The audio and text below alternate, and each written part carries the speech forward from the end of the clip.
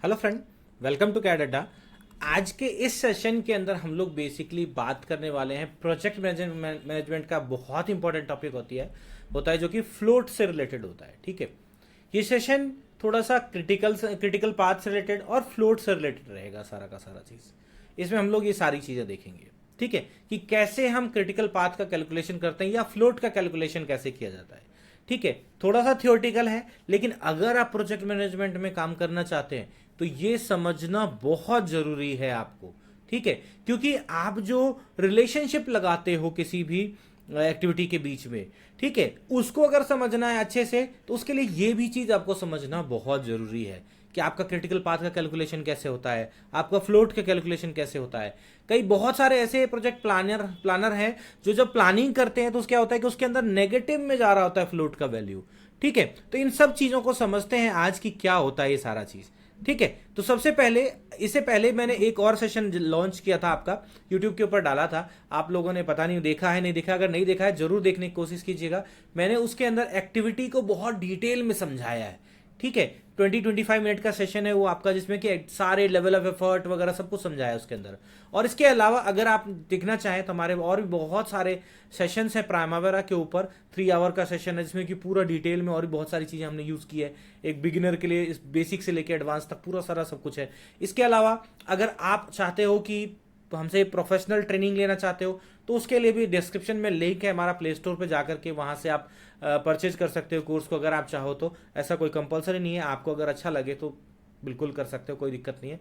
ठीक है, अच्छा, इसके अंदर जब आप ये सेशंस देख रहे हो तो इसमें क्या अच्छा लगा आपको, क्या चीज़ कि हाँ ये चीज़ हमें आना चाहिए था, जरूर कमेंट करिएगा। ठीक है, क्योंकि हमें इसी चीज़ का वेट होता है कि आपको क्या अच्छा लगा। ठीक है, मैं आपको कैसे वैल्यूडेशन कर पाया इस सेशन के अंदर। ठीक है, चलिए चलते हैं आगे के टॉपिक के ऊपर। तो आज जो हम टॉपिक कवर करेंगे उसके अंदर सबसे पहले फ्लोट के बारे में जानेंगे, टाइप्स ऑफ फ्लोट के बारे में जाएंगे, फ्लोट कैसे कैलकुलेट होता है ये पूरा करके दिखाऊंगा। ठीक है, फॉरवर्ड पास क्या होता है, बैकवर्ड पास क्या होता है, ये चीज समझाऊंगा। देन क्रिटिकल पाथ के बारे में बात करेंगे। ये सारी चीजें हम लोग इसके अंदर कवर करने वाले हैं। ठीक है, चलिए आगे चलते हैं। तो सबसे पहले अगर बात करते हैं क्रिटिकल पाथ क्या होता है, ये होता है critical path is the set of activity where any changes in the activity duration will directly affect the project duration. Simple से वर्ड में समझते हैं, छोड़ो इन सब चीजों को। क्रिटिकल पाथ वो सेट ऑफ एक्टिविटी होता है आपका, मतलब वो एक्टिविटी का आपका कॉम्बिनेशन होता है जिसमें अगर कोई भी चेंजेस करते हो तो प्रोजेक्ट के टोटल ड्यूरेशन पे डायरेक्ट इफेक्ट करेगा। मतलब कि अगर आपने उस पाथ में से किसी भी एक्टिविटी का मान लिया 2 दिन डिले हो गया आपका, तो पूरे प्रोजेक्ट का टोटल ड्यूरेशन 2 दिन के लिए डिले हो जाएगा आपका। अगर आपने एक्टिविटी का ड्यूरेशन रिड्यूस कर दिया तो आपके पूरे प्रोजेक्ट का टोटल ड्यूरेशन रिड्यूस हो जाएगा आपका।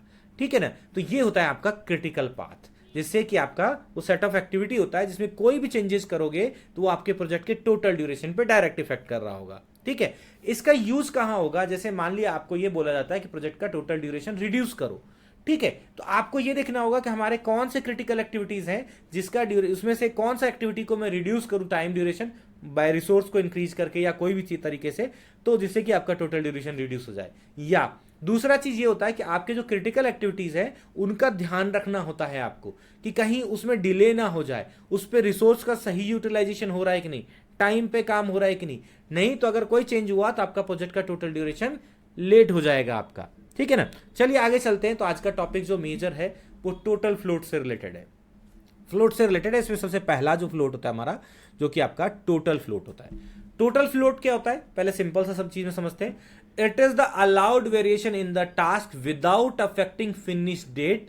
ठीक है, अगर मैं सिंपल से वर्ड में समझाने की कोशिश यहां पे करता हूं तो यहां पे ये है, जैसे कि देखो यहां पे एक्टिविटी ए है जिसका ड्यूरेशन 3 डेज है। ठीक है, चलो एक्टिविटी बी जो है उसका ड्यूरेशन 7 डेज है, एक्टिविटी सी का ड्यूरेशन 4 डेज है और एक्टिविटी डी का ड्यूरेशन 2 डेज है। ठीक है, अब एक्टिविटी बी और सी एक्टिविटी बी का ए से क्या रिलेशन है, फिनिश टू स्टार्ट का, मतलब ए फिनिश होगा तो बी स्टार्ट होगा। ठीक है, और यहां पे ये रिलेशन लगा हुआ है कि बी और सी साथ में स्टार्ट होंगे, मतलब स्टार्ट टू स्टार्ट का रिलेशन लगा हुआ है। लेकिन अगर मैं एक्टिविटी डी की बात करूं तो यहां पे क्या लगा हुआ है, एक्टिविटी बी और सी दोनों से फिनिश टू स्टार्ट का रिलेशन लगा हुआ है। इसका मतलब यह है कि एक्टिविटी डी मेरा तभी स्टार्ट होगा जबकि एक्टिविटी बी और सी दोनों फिनिश हो जाएंगे। ठीक है, अब एक्टिविटी बी 7 डेज का है और एक्टिविटी सी 4 डेज का ही है। इट मीन्स एक्टिविटी डी तब तक स्टार्ट नहीं हो सकता जब तक कि एक्टिविटी बी मेरा फिनिश नहीं हो जाता है। ठीक है, अब अगर मैं बात करूं इन दोनों एक्टिविटी में ड्यूरेशन का डिफरेंस कितना है, तो 3 डेज का ड्यूरेशन है। तो ये जो गैप है आपके पास में एक्स्ट्रा, ठीक है, वो आपका फ्लोट होता है। इसको और भी समझेंगे एग्जांपल के तौर पे, दूसरे एग्जांपल से समझने की कोशिश करते हैं और भी समझेंगे इसके बारे में, और भी चीजें समझाता हूं पहले।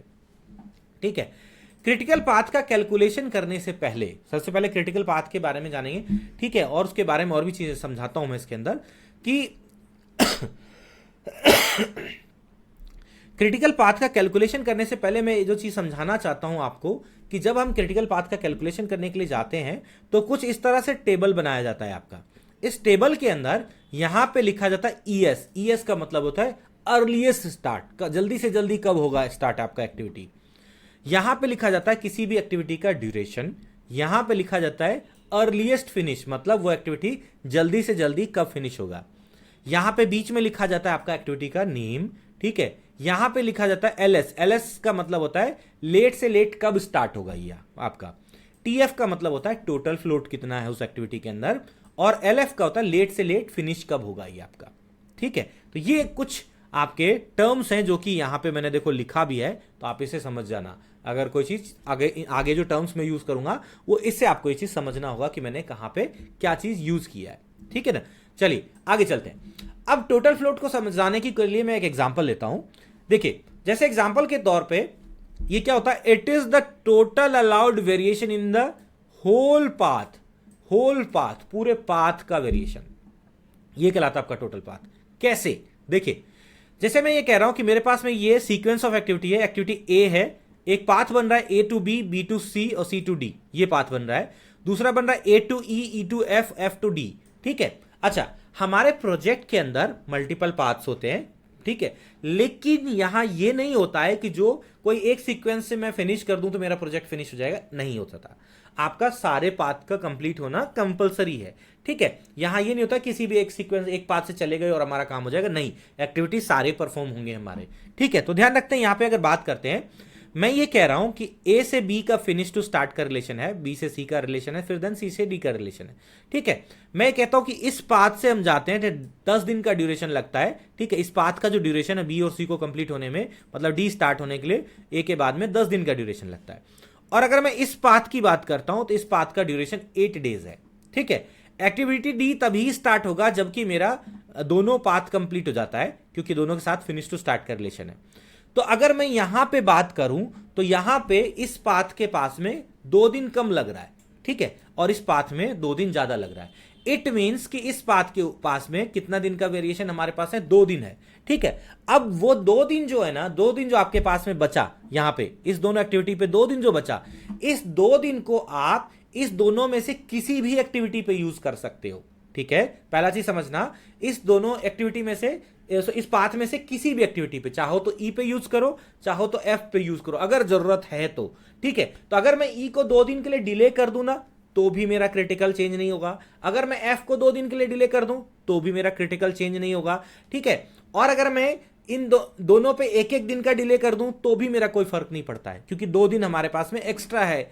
ये पाथ 8 ही दिन लेता है और इस पाथ को 10 दिन लगता है, तो 2 दिन है इस पाथ के ऊपर। तो टोटल फ्लोट का मतलब क्या हुआ, इस पूरे पाथ के ऊपर, मतलब जो फ्लोट की वैल्यू है आपके पास 2 दिन जो है, इस पूरे पाथ में किसी भी एक्टिविटी के ऊपर वो यूज किया जा सकता है। ठीक है, या किसी पर्टिकुलर एक्टिविटी पे भी यूज किया जा सकता है। ठीक है, तो इसको कहा जाता है टोटल फ्लोट, कि फ्लोट की वैल्यू जो आपकी निकल के आई उस पूरे पाथ की वैल्यू है। ठीक है, वो पूरे पाथ में किसी पर्टिकुलर एक्टिविटी पे भी उसको यूज किया जा सकता है अगर जरूरत हो तो। ठीक है, या दोनों में से, जैसे मल्टीपल एक्टिविटी है तो उसमें से कॉम्बिनेशन में यूज कर सकते हो कि इसमें 2 दिन के लिए इसको 1 दिन के लिए डिले कर देंगे तो भी क्रिटिकल में चेंजेस नहीं होंगे। तो टोटल फ्लोट का मतलब यही हुआ यहां पे कि टोटल पाथ का फ्लोट, वो फ्लोट की वैल्यू किसी पर्टिकुलर एक्टिविटी पे भी यूज हो सकता है या पूरे पाथ पे भी उसका डिवीजन करके यूज किया जा सकता है। तो ये था हमारा एक एग्जांपल के साथ पे टोटल फ्लोट, पहला टाइप जो था हमारा। ठीक है, दूसरा जो टाइप होता है फ्लोट का उसको बोलते हैं हम लोग फ्री फ्लोट। फ्री फ्लोट क्या होता है वो समझते हैं, देखिए एग्जांपल से समझाने की कोशिश करता हूं। टोटल फ्लोट में क्या होता था कि आपके पूरे पाथ का फ्लोट होता था और उस पूरे पाथ में किसी भी एक्टिविटी पे यूज हो सकता था या डिवीजन करके मल्टीपल एक्टिविटी पे भी यूज हो सकता था।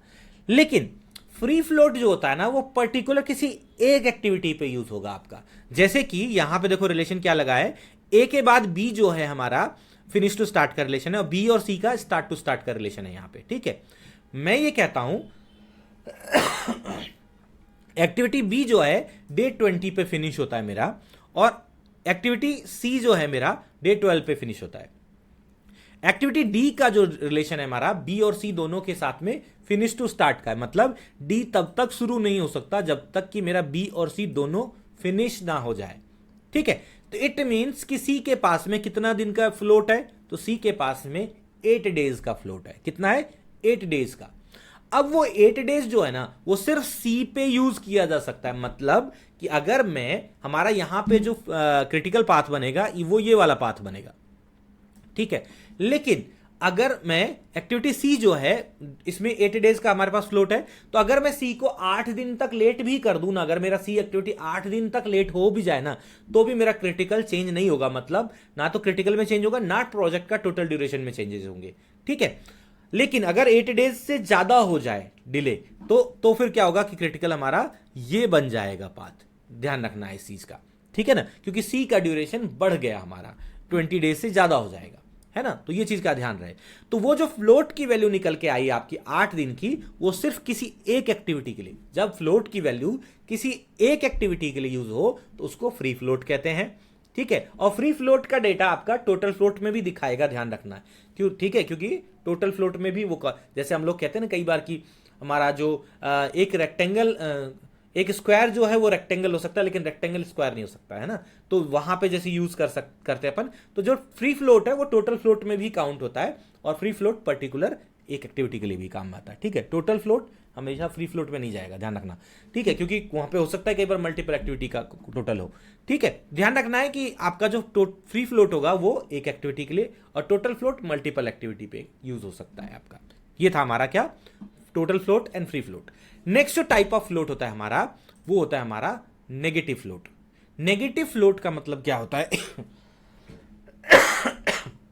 सॉरी, नेगेटिव फ्लोट का मतलब होता है, अगर सिंपल से तरीके से समझाने की कोशिश करता हूं, यहां पे मैंने अगर याद हो टेबल में सारी चीज समझाई थी। देखो, अर्लीस्ट स्टार्ट डेट इस एक्टिविटी का क्या आ रहा है, 15 अप्रैल 22 आ रहा है मान लिया, और लेट से लेट स्टार्ट जो होगा हमारा, लेट स्टार्ट जो डेट आ रहा है वो आ रहा है 10 अप्रैल का। मतलब अगर मैं ये कहता हूं कि कोई काम जो है जल्दी से जल्दी 15 तारीख को शुरू होगा और लेट से लेट 10 तारीख को ही होगा, क्या ये उल्टा नहीं हो गया? ये उल्टा हो गया ना, कि भाई अपना ये होता कि अर्लीस्ट टू अर्लीस्ट 10 तारीख को होता और लेट से लेट 15 तारीख को, ऐसे होना चाहिए था। ठीक है, तो क्या होता है कई बार रिलेशनशिप जब हम लगाते हैं तो उसमें उस रिलेशनशिप की वजह से क्या होता है कि ये चीजें इश्यूज आते हैं हमारे, या कई बार हम क्या होता है कि प्लानिंग करते टाइम ना कोई रिलेशन स्ट्रॉन्ग रिलेशनशिप लगा देते हैं, कंस्टेंट्स लगा देते हैं कि मस्ट फिनिश्ड ऑन या मस्ट फिनिश्ड बाय। ठीक है, ऐसे करके जो रिलेशनशिप होता है, ऐसे स्ट्रॉन्ग रिलेशनशिप जो होता है वो जब लगा देते हैं तो उसकी वजह से कई बार क्या होता है फ्लोट की वैल्यू आपकी नेगेटिव में आने लग जाती है। ठीक है ना, तो या अपडेट करेंगे डेटा को तो डिले हो गया, तो उस चीज की वजह से कई बार ये चीजों की ये चीजें आपके वहां पे नेगेटिव में दिखा रहा होता है फ्लोट की वैल्यू। ठीक है, तो नेगेटिव फ्लोट का मतलब ये है कि प्लानिंग, जैसे मान लिया आपने किसी प्रोजेक्ट का टोटल ड्यूरेशन 150 दिन का प्लानिंग में किया था, लेकिन जब एक्चुअल में परफॉर्म करने जाओगे ना तो उसमें अगर आपको 130 दिन ही मिले तो इसका मतलब क्या होगा कि 140 डेज का हमने मान लिया प्लान किया और 130 डेज ही प्लानिंग एक्चुअल में परफॉर्म करने के लिए, तो 10 दिन कम मिला, तो कम टाइम में पूरा प्रोजेक्ट कैसे कंप्लीट करोगे? नहीं कर सकते ना। इसीलिए कहा जाता है कि जब आप प्लानिंग करते हो तो फ्लोट की वैल्यू नेगेटिव में नहीं होनी चाहिए।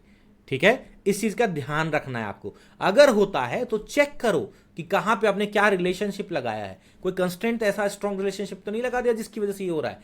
चेक कर लो इसको, प्रोजेक्ट को। ठीक है, तो जो लॉग्स बनते हैं ना जब शेड्यूल करते हो तो वहां एक लॉग सेव होता है, उनको चेक किया करो, उससे बहुत सारे डेटा मिल जाते हैं। आप लोग वो चेक ही नहीं करते हो, पता ही नहीं लॉग क्या काम आता है, उस लॉग में सारा चीज दिखाता है। तो देखना अगली बार जब कभी भी शेड्यूल करो ना, उसके बाद लॉग को जाके चेक करो।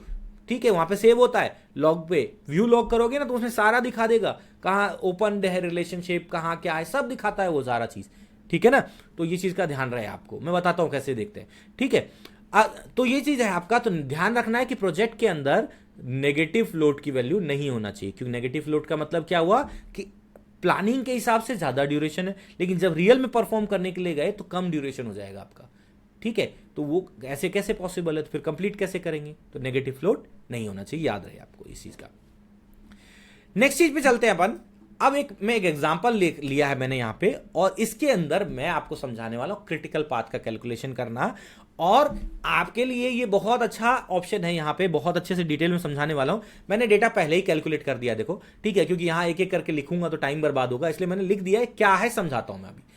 फॉरवर्ड पास क्या होता है और बैकवर्ड पास क्या होता है, ये चीज समझाता हूं मैं आपको। चलिए, तो फॉरवर्ड पास के अंदर अगर चलते हैं, सबसे पहले फॉरवर्ड पास समझाता हूं। ठीक है, मेरे पास में एक प्रोजेक्ट है जिसमें कि 4 एक्टिविटी है। एक्टिविटी ए, बी, सी और डी, ये 4 एक्टिविटी है। ठीक है, मैंने यहां पे हम क्या लिखते थे, एक्टिविटी का नेम लिखते थे, यहां पे एक्टिविटी का ड्यूरेशन लिखा जाता था। तो एक्टिविटी ए का ड्यूरेशन 5 डेज है, एक्टिविटी बी का ड्यूरेशन 5 डेज है, एक्टिविटी सी का ड्यूरेशन 10 डेज है, और एक्टिविटी डी का ड्यूरेशन 15 डेज है। ठीक है, ये ड्यूरेशन हो गया आपका। ठीक है, अब फॉरवर्ड पास में कैलकुलेशन कैसे करेंगे, मैंने कहा सबसे पहले ए से चलते हैं। तो फॉरवर्ड पास में हम ऐसे चलेंगे, यहां से ऐसे कैलकुलेट करके ऐसे लेके आएंगे, सेम टू सेम यहां से जब चलेंगे तो ऐसे कैलकुलेट होकर के यहां पे ऐसे आएगा, तो दोनों का कॉम्बिनेशन से होगा यहां पे। ठीक है, चलिए, तो सबसे पहला मैंने कहा एक्टिविटी ए जो है इसका अर्लीस्ट स्टार्ट डे, मैंने कहा डे 1 है। डे 1 पे एक्टिविटी ए मेरा स्टार्ट हुआ। अब इसका अर्लीस्ट फिनिश डेट निकालना है अपने को फॉरवर्ड पास में। तो अर्लीस्ट फिनिश डेट कैसे निकालोगे, तो देखो क्या करना है, earliest start date plus duration -1 करना है, याद रहे। ठीक है, आपका यहां पे अर्लीस्ट फिनिश, ये लेट स्टार्ट नहीं, अर्लीस्ट फिनिश है। ये मेरा डेटा टाइपिंग मिस्टेक कर दिया था पीपीटी बनाते टाइम मैंने, ये अर्लीस्ट फिनिश है, ध्यान रखना। ठीक है, तो हमारा क्या था, अर्लीस्ट फिनिश डेट कैसे निकलेगा, तो earliest start date plus duration -1 है ना, अर्लीस्ट स्टार्ट प्लस ड्यूरेशन -1। तो देखो 1 + 5 6 -1, तो 5 डेज हो गया, डे 5 पे फिनिश हो गया। अब ऐसा क्यों किया, देखो किसी भी एक्टिविटी का ड्यूरेशन कितना है, 5 डेज है, तो डे 1 पे भी काम होगा ना, तो डे 1 2 3 4 5, तो 5 पे फिनिश हो गया ना। अगर 1 + 5 करेंगे तो 6 हो जाएगा, इसलिए -1 किया जाता है। रीजन यही है क्योंकि डे 1 पे भी काम होता है, ऐसा नहीं कि डे 2 से काम स्टार्ट होता है, डे 1 से ही काम स्टार्ट हो जाता है, इसलिए ऐसा किया जाता है। तो हमारा ए का जो अर्लीस्ट फिनिश डेट निकल के आया डे 5 है। ठीक है, अब एक्टिविटी बी जो है, क्योंकि फिनिश टू स्टार्ट है, इट मींस कि एक्टिविटी बी जो है डे 6 पे स्टार्ट होगा हमारा।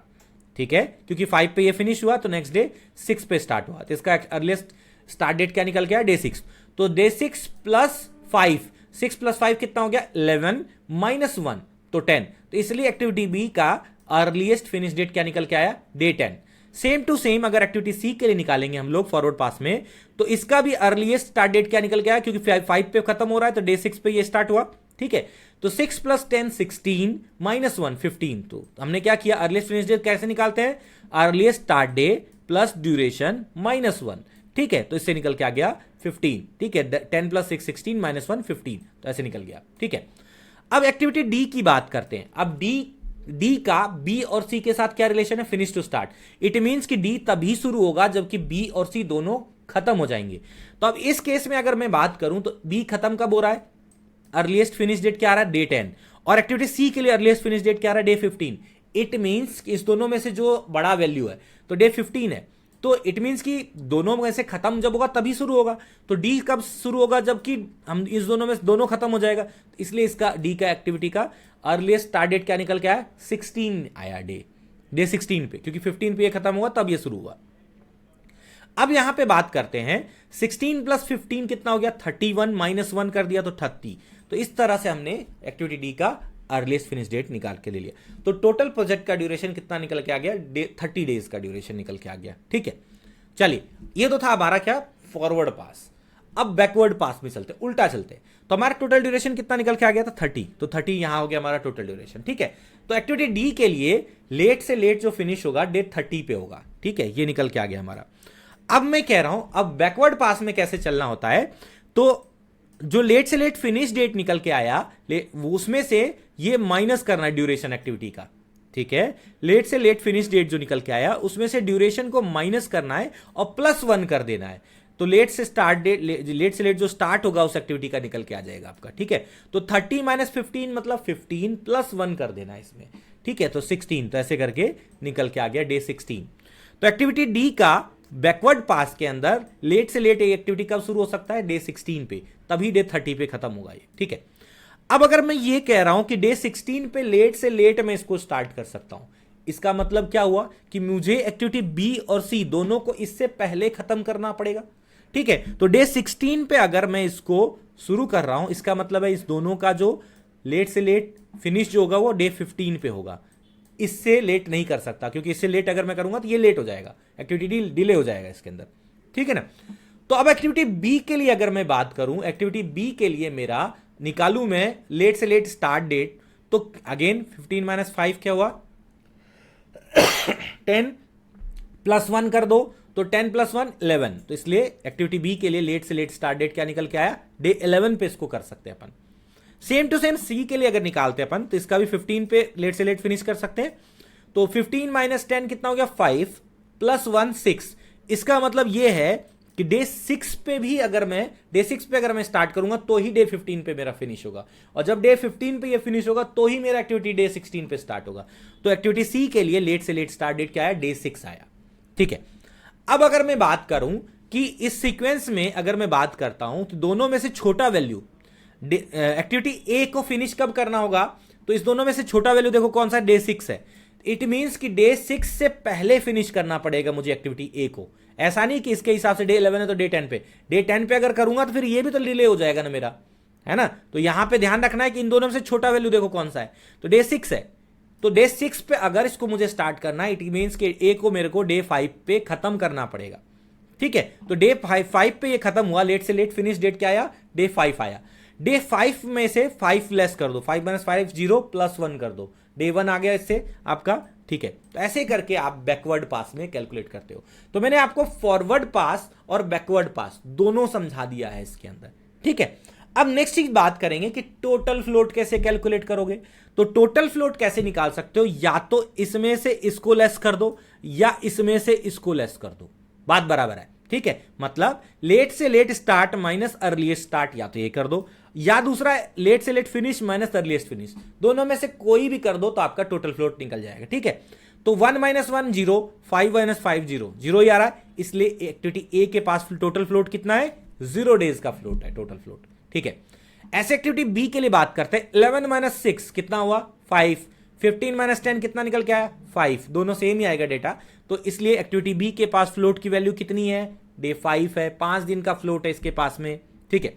एक्टिविटी सी के लिए यही सेम चीज समझते हैं, तो 6 - 6 0, 15 - 15 0, इट मींस एक्टिविटी सी के पास में कितना फ्लोट है?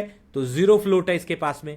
Same to same activity D के लिए निकालते हैं, 16 - 16 0, 30 - 30 0, इट मींस एक्टिविटी डी के पास कितना फ्लोट है? 0 फ्लोट है, ठीक है। अब आपका यहां पे क्रिटिकल पाथ कहां बनेगा? तो जो लॉन्गेस्ट पाथ है आपका, जिसमें कि फ्लोट की वैल्यू 0 है सारे एक्टिविटीज के अंदर, तो इट मींस कि आपका कौन सा बना क्रिटिकल पाथ? तो ये पाथ आपका क्रिटिकल पाथ बन गया यहां पे। तो इस तरह से आप क्या करते हो कि फ्लोट और क्रिटिकल पाथ को समझते हो या निकालते हो, ठीक है ना। हमारे चैनल पे बहुत सारे और भी सेशंस हैं, ठीक है। अच्छा, इस लेक्चर में कौन सा चीज सबसे अच्छा लगा आपको जरूर कमेंट करिएगा, मैं वेट करूंगा आप लोगों का, ठीक है। कैसा लगा ये हमारा डिटेल्ड सेशन बताइएगा आप इस चीज के बारे में, ठीक है। धन्यवाद।